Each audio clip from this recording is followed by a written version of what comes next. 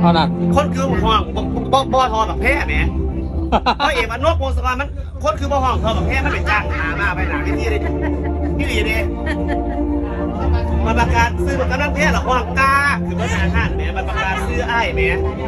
ห้องอยู่แต่บ่ห้องหลายตัวแบบแพ้มันจ้างไปดิไอ้บาเดี๋ยวนี้ก็มีอันนี้แบบนี้